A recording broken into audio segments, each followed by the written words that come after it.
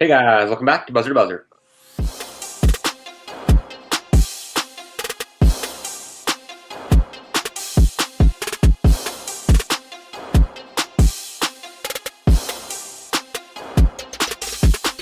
Alrighty guys, welcome back to the fourth day of our Buzzer2Buzzer NFL Draft Coverage Week. And today we're going to be having some multiple videos coming out, but today, firstly, we got to get started off this morning with the amazing news which shook us three Chicago Bears fans here today. You're noticing Avi's not here because he's Seahawks blood, but out here last night, guys, the city erupted.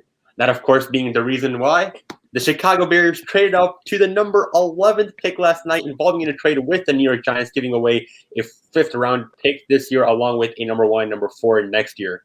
Guys, with that number 11 pick, the excitement was there. We selected Justin Fields, quarterback from Ohio State University. Ari, the smile I can see on your face. You were all hyped about this man. First of all, before we even get to talking about the guy Justin Fields is, describe the emotions, which you felt last night. Dude, it was crazy. Going into the draft, this was the dream scenario. I didn't expect it to happen, but obviously, this was what I was hoping for. They were saying before the draft, Justin Fields is going to fall. He's going to fall.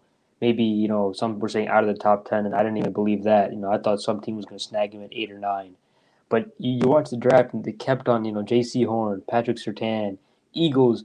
I think the Eagles might have saved the Bears by trading up for Devontae Smith and forcing that trade for the Giants, man. I think that definitely saved us, trying to get Justin Fields. But yeah, crazy emotions, crazy experience. Probably one of the happiest days of my life as a Bears fan.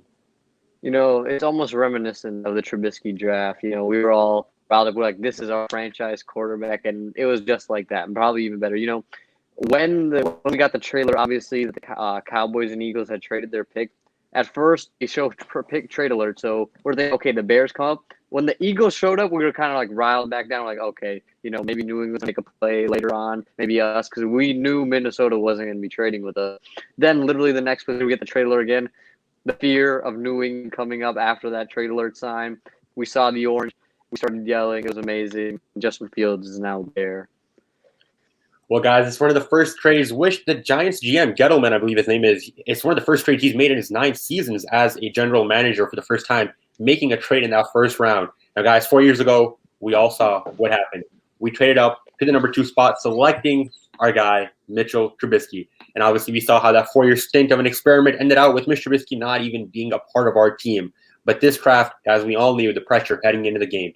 Matt Nagy, Ryan Pace. It was this last season, essentially, they were given to fix this team up. And before the draft, like Ari, you said, none of us really had that hope. What's going to be happening with this draft? We have number 20. No way will we get one of these quarterbacks. But my, Matt Nagy, Ryan Pace, pulling something out of the bag, selecting Justin Fields. Guys, we all know that early this season, we talked about it. Andy Dalton had been signed to the Bears. He is still considered the starter by Matt Nagy. But what does this mean for the city of Chicago?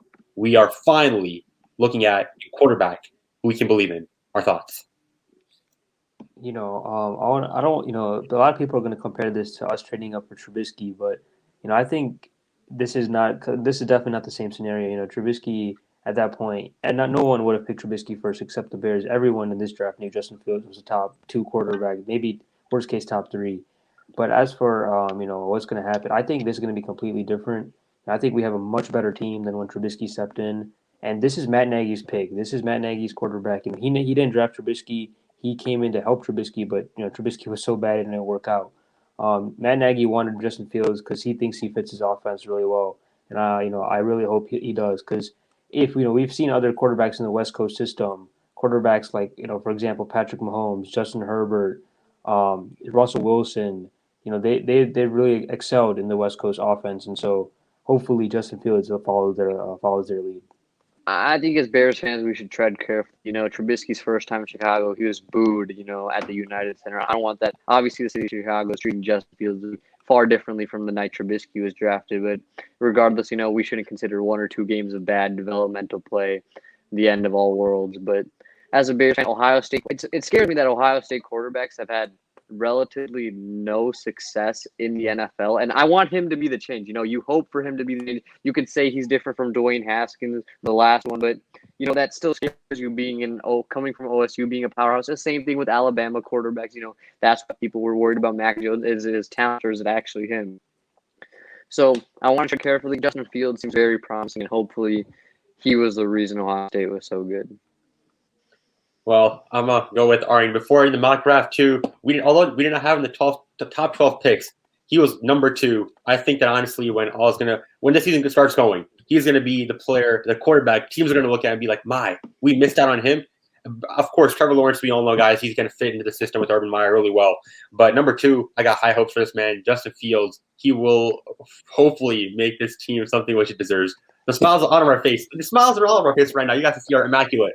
We've never had a first-round pick who we've held so closely, and the emotions are still raw. Trubisky.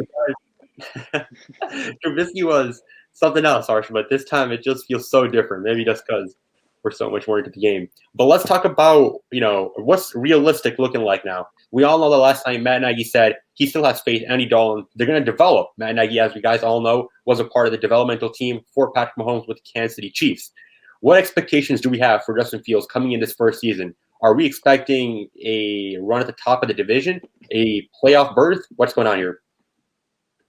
I think it depends pretty much solely on Andy Dalton's play at the beginning of the season. If Andy Dalton actually plays decent, they might just keep him in there for maybe 8-10 weeks or even the whole season just to develop Justin Fields because, there's no reason to put Justin Fields in, have him develop. And especially now with the great news that we're hearing with Aaron Rodgers, potentially moving on from the Packers. Yeah, if Andy Dalton plays well or Justin Fields plays well, I could definitely see a division title or, definitely a playoff berth, especially with the added 7th seed.